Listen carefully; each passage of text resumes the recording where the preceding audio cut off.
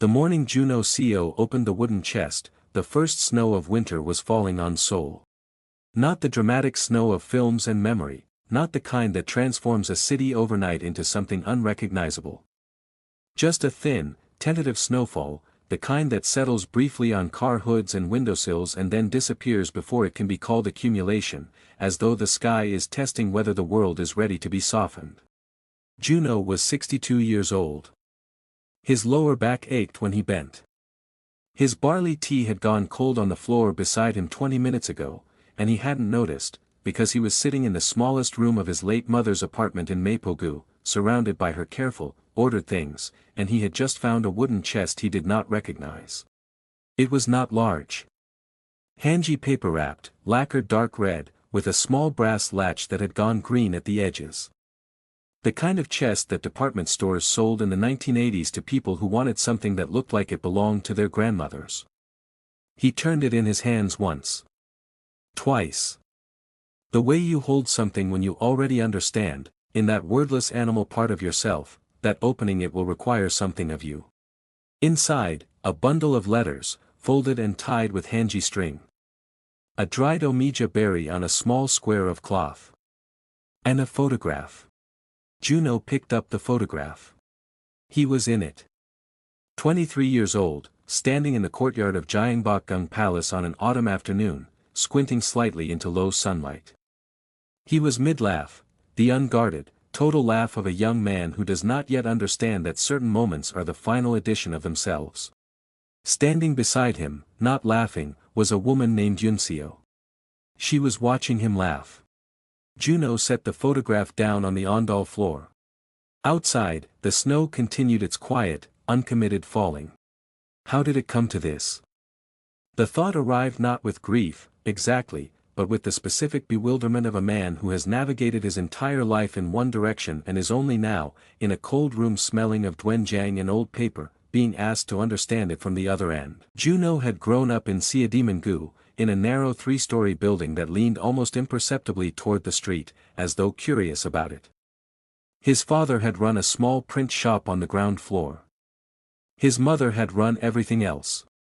He had been, by all honest accounts, a quiet boy, the kind who observed more than he spoke, who collected impressions the way other children collected stickers, filing them away in some interior archive that no one else had access to.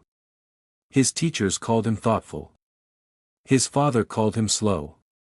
His mother understood him completely and said very little about it, which was its own form of grace. He met Yoonseo Han on the 14th of October, 1984. He was 19. She was 18. They were both in the same supplementary study group for university entrance exams, held 3 evenings a week in the basement of a church in Sinchon that smelled of chalk dust and kimchi from the fellowship hall upstairs. There were 12 students. Junho had noticed Yoonseo on the first evening the way you notice something that doesn't quite fit its surroundings, not because she was conspicuous, but because she was the only person in the room who didn't look anxious. Everyone was anxious. The Sunyoung shaped a generation's nervous systems like nothing else. It was the thing every conversation orbited, the pressure that turned ordinary teenagers briefly into people terrified of their own potential.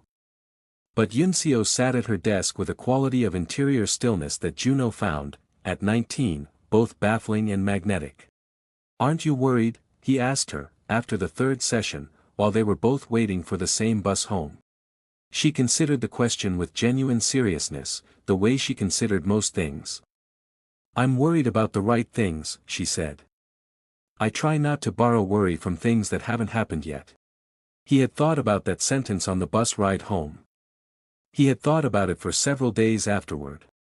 That was how it began, not with a grand gesture, not with the orchestrated drama that Korean dramas would later teach everyone to expect from the beginning of love, but with a bus stop and a sentence and the quiet, accumulating surprise of a person who keeps being more than you expected. The friendship built itself the way friendships do at that age, out of proximity and shared experience and the specific, intense conversations that happen when young people are first discovering that the interior life is real and worth discussing. They studied together. They walked the Inwangsan Ridge Trail on Sunday mornings when the weather allowed.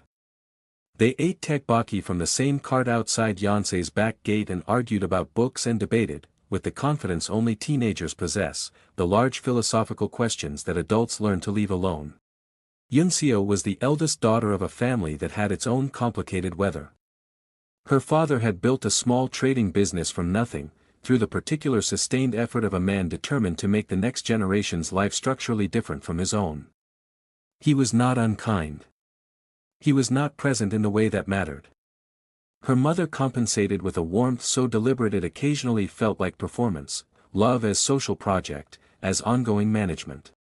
Yoonseo had grown up slightly to one side of all of it. Not bitter. Not damaged in any visible way.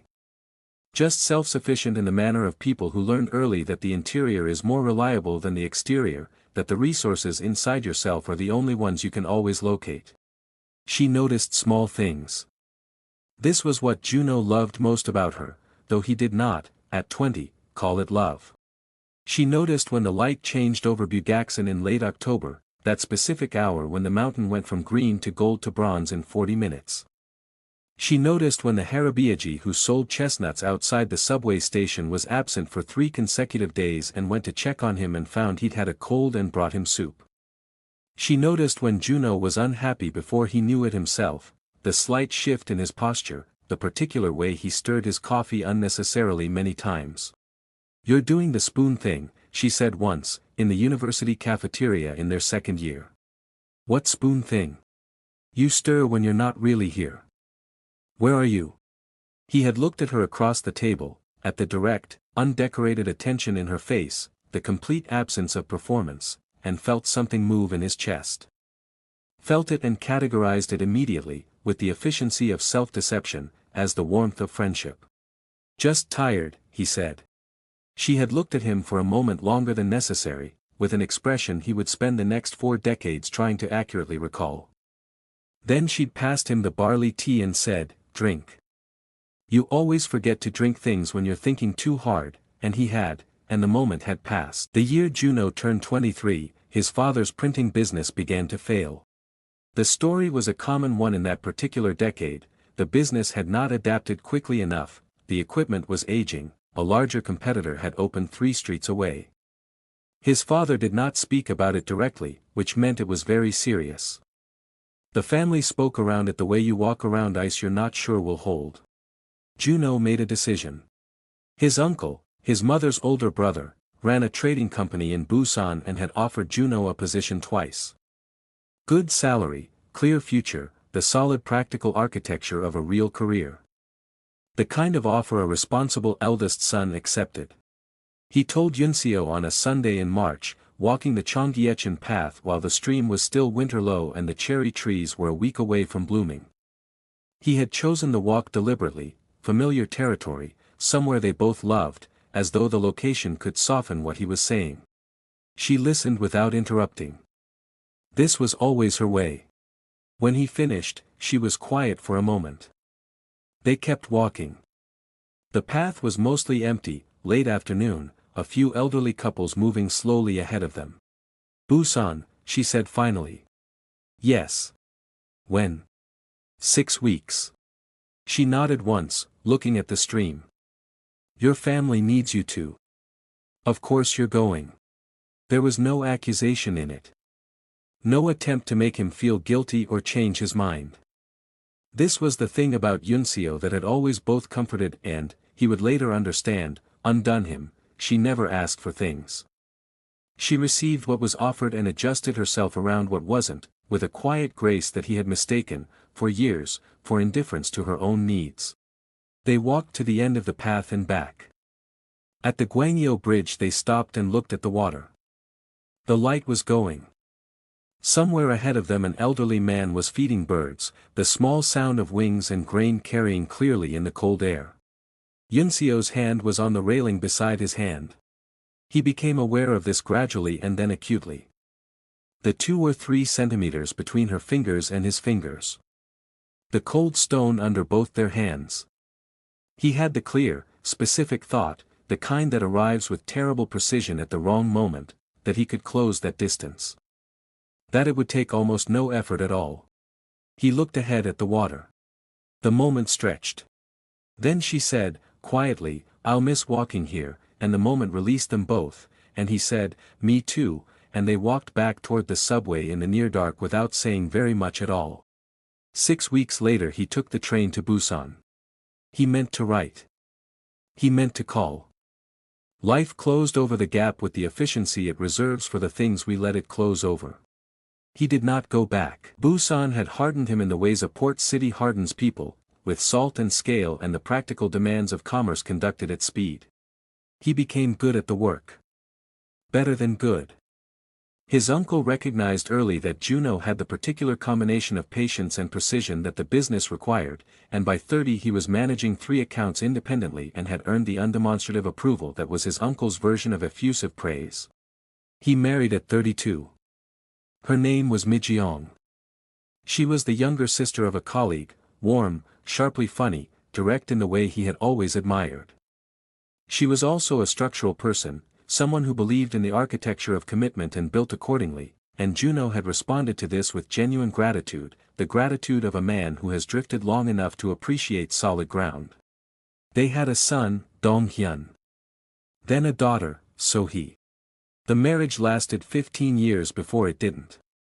The ending was not one thing but many small things accumulated over time, not cruelty, not betrayal, simply 2 people whose shapes had changed incrementally until the fit no longer held. They parted with civility and the particular sadness of people who still respect each other and wish this had not been the outcome. He moved to Seoul at 52 to be closer to his aging mother.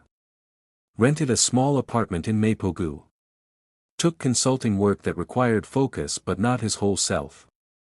Developed the quiet habits of a man who has decided that the smaller life is not the lesser life. Good coffee in the morning, an evening walk along the Han River, books, occasional dinners with his children when their schedules allowed. He did not think about Yoonseo Han in any directed way. She appeared sometimes, the way formative things do, in the peripheral vision of memory, in the smell of omija tea on a cold day, in the specific afternoon quality of October light. He had heard, years ago through the attenuated networks of shared acquaintance, that she had stayed in Seoul. That she had become a teacher. That was the extent of what he knew, and he had not reached for more. It was his daughter So-hee who said Yoonseo's name first. So-hee was 28, a researcher at a design firm, with the candid, investigative quality of a person who has never fully absorbed the social instruction to leave certain things alone. She had been helping Junho sort through her grandmother's photographs the previous Chuseok, digitizing them, creating an album, and she had found the Gyeongbokgung photograph on her grandmother's phone scan. "Appa," she had said, holding her own phone screen toward him across the holiday table, "who is she?" Junho had looked at the photograph for 2 full seconds before his face made any adjustment. "Old friend," he said. "Han Yoonseo. We were students together." "She's not looking at the camera," so he said, with the cheerful forensic certainty of someone who has watched too many documentaries. "She's looking at you specifically. Like this." She made an expression, fond, intent, privately decided, that she clearly believed captured it. "You're reading into it," Junho said. "Appa.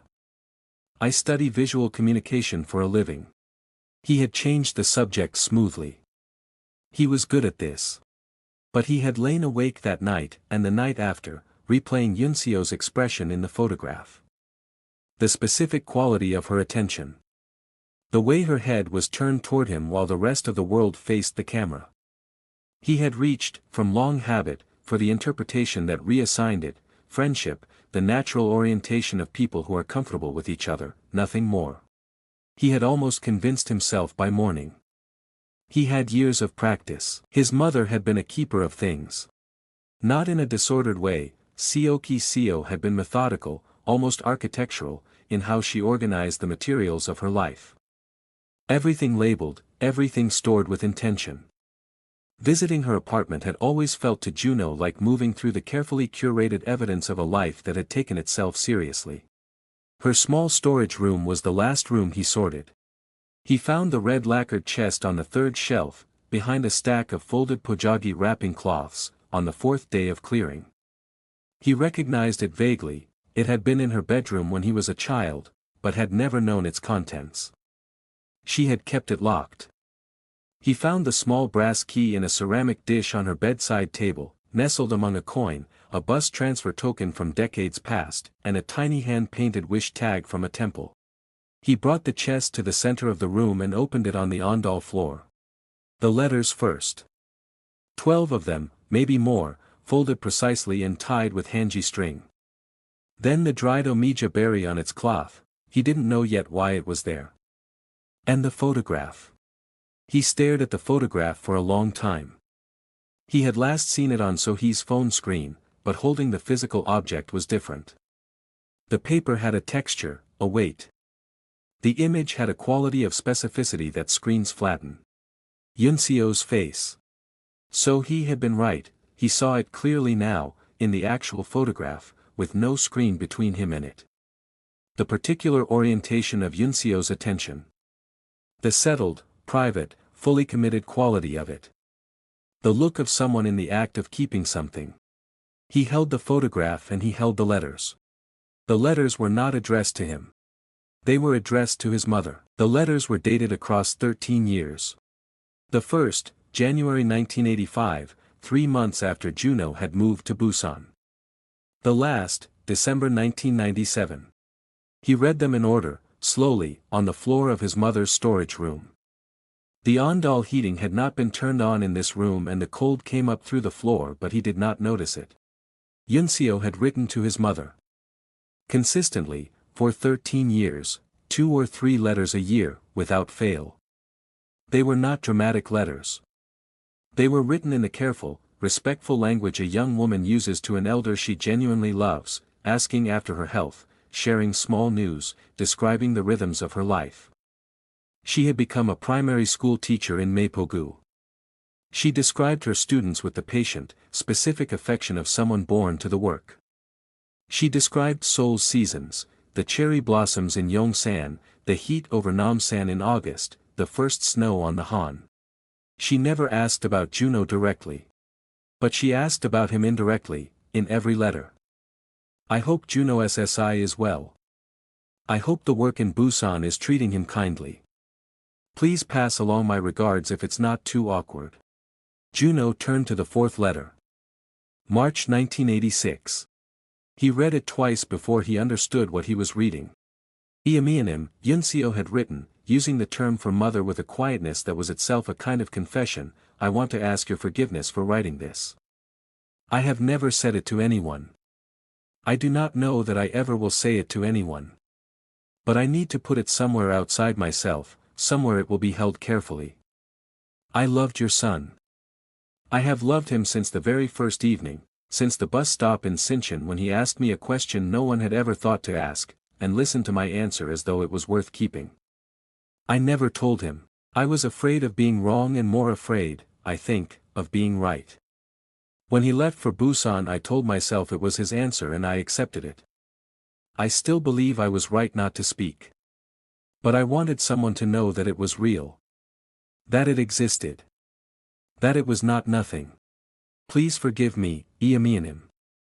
I am sure this is a burden I had no right to give you. Junho lowered the letter to his lap. His mother had written back, he found her replies folded inside the same envelopes, returned at some point, tucked into the bundle.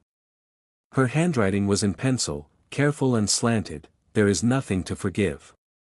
Some things are true whether they are spoken or not. I know my son. I have always known. Keep well, Yoonseoya. Eat properly. Don't be alone when you don't have to be. His mother had known. She had known, and written back with warmth, and kept every letter for 38 years in a red lacquered chest with a brass key in a ceramic dish. Junho sat on the cold floor of his mother's storage room and looked at the wall for a very long time. He was 62 years old. He was trying to account for the arithmetic of it, one conversation not had, 40 years ago on a bridge in early spring with 3 centimeters of cold stone between 2 hands. He drove nowhere. He had no car. He walked. He walked out of his mother's apartment building with the photograph in his coat pocket and went down through Mapo-gu without direction, the way you walk when the body needs to do something while the mind works through something too large to sit still with. The snow had stopped. The streets were wet and reflective, each street lamp doubled in the pavements, and the city moved around him with its ordinary evening business, delivery motorcycles, a PC bang with its blue light, a grandmother pulling a cart of vegetables, all of it achingly, precisely real. He walked to the Mapo Bridge. He stood on it for a while and looked at the Han River below, wide and dark and winter still, with the apartment towers of Uedo lit behind it. Somewhere under this river, the city had planted message plaques on the railings years ago, small bronze inscriptions with gentle words, a citywide effort to transform a landmark of loss into one of connection. He had passed them before without stopping. Now he found one and read it in the lamplight. It was hard, wasn't it? You've had a hard time. He stood there for a moment with his hand on the cold railing. He thought about his mother.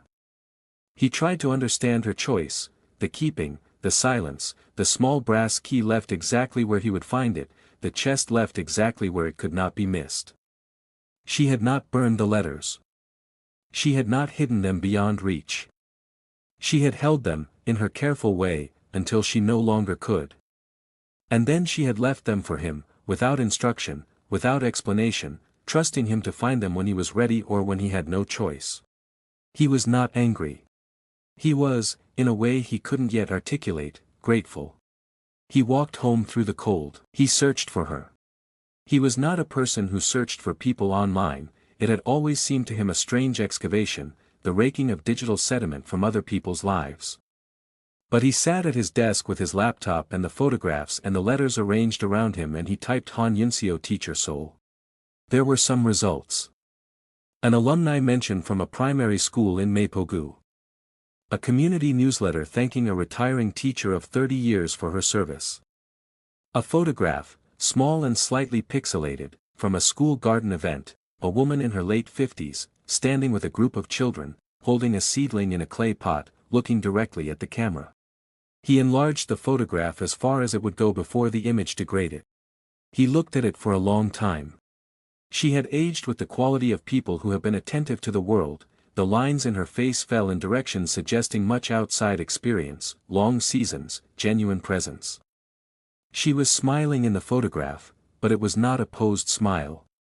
It was the unguarded smile of someone who is, in this specific moment, simply happy to be where they are. Her name in the caption, Han Yoonseo. She had not changed her name. This fact arrived in him as something without a clear category, not relief, not significance, simply a small true thing. She had retired. The newsletter was dated 8 months ago. He did not know where she lived now. He did not know if she was well. He did not know if she had built a life that felt complete or one with the specific quiet interior room that some lives contain, the room where the thing that didn't happen is kept, not as an obsession, but as a fact. He sat with not knowing. He had, he realized, been doing this for 40 years. The last letter in the bundle was not from Yoonseo. He discovered this only when he returned home and untied the hanji string a second time and went through each letter carefully. 11 letters from Yoonseo, spanning 1985 to 1997. And one letter, at the very bottom of the bundle, in his mother's handwriting, in an unsealed envelope. The envelope had no name on it. Inside, a single page, dated 3 years ago, his mother's handwriting, shakier now but still recognizably hers, still careful. Junho. I am writing this because I am old and the chest is still here and I have to decide what to do with it. I thought about burning the letters. I couldn't. They are the most honest thing I have kept. Yoonseo wrote to me because she had nowhere else to put it. I wrote back because she deserved to be answered. I kept her letters because they were true and because truth deserves to be kept. I did not tell you because it was not mine to tell. It was hers. But she is not here to tell you and the letters are. I don't know what you will feel when you read this. I don't know if it matters now, after everything. But I know my son. I know you never forgot her. I have watched you not forget for 40 years. She lives in Mapo-gu. Near the Mangwon market. She retired this year from Hanguk Primary School. She takes walks along the Han on Sunday mornings. I am not asking you to do anything. I am only asking you to know. Eomma. Junho read the letter 3 times. His mother had known where Yoonseo was. She had known, and written this, and placed it at the bottom of the chest under all the other letters, 3 years before she died. He folded the letter very carefully along its original lines and held it in both hands the way you hold something you understand now to be the most important thing a person ever gave you. It was a Sunday morning. The Han River path was cold and mostly empty, the way it is in January before the city has properly woken, a few cyclists in bright jackets, an older man with a small dog, the wide river running silver under a sky the color of paper. Junho arrived at the Mangwon section of the path at 8:45 in the morning. He had not slept well. He had made barley tea at 6 and drunk it watching the pre-dawn light come up over the Han through his window, going through, with the precision of long habit, all the reasons this was not a good idea. He was 62. She was 61. 40 years had passed. People built lives in 40 years. People became themselves, fully, without the inclusion of people who had chosen not to stay. He had walked to the path anyway. He did not know if she would come. He had no way to know. He had only his mother's 3-year-old note and the logic of habit, that some people, once they establish a Sunday morning walk along the Han, continue it because the body remembers what brings it peace. He sat on a bench facing the river. He waited. At 9:20, he heard footsteps on the path behind him, the unhurried, deliberate footsteps of someone walking for the pleasure of it rather than the exercise. He did not turn around immediately. He listened to the footsteps approach and pass and then he turned. She was perhaps 10 meters ahead of him, walking with her hands in the pockets of a gray coat, looking at the river. Her hair was silver now. Her back was straight. She moved with the quality he had always associated with her, that interior stillness, that sense of a person who is entirely present in the body they are in. He stood up. He said her name. Just her name, Yoonseo SSI, not loudly, but in the stillness of the empty path it carried clearly. She stopped. She turned. She looked at him across 10 meters of cold morning air and the Han River running silver behind him and 40 years between them, 40 years of chosen separations and accumulated silences and a mother who had quietly kept the thread intact against the day her son was finally ready to find it. Her expression was not shock. It was not joy, exactly, not in the first second. It was recognition. The recognition of something she had put away carefully, long ago, in a place she could not access easily, and had learned to live without, and had not expected to see again, and here it was, standing in a grey coat on the Mangwon path on a Sunday morning, having apparently found the letters. Neither of them moved for a moment. Then Yoonseo took one step forward, and Junho took one step forward, and the 10 meters became 9 became 8, and somewhere behind them the river kept moving as it had always moved, carrying everything forward, indifferent to lost time, faithful only to the direction of its going. He did not know what would happen next. He had come with no plan, no speech, no architecture for what followed this moment. He had come only with his mother's letter in his coat pocket and the photograph and 38 years of letters written by a woman who had loved him quietly into a chest with a brass lock rather than burden him with it, and the one question that had been waiting at the bottom of everything for 4 decades. Was there time? He didn't know. But the morning was clear, and she was here, and sometimes, very rarely, in the life of a careful man, the most honest thing you can do is close the remaining distance.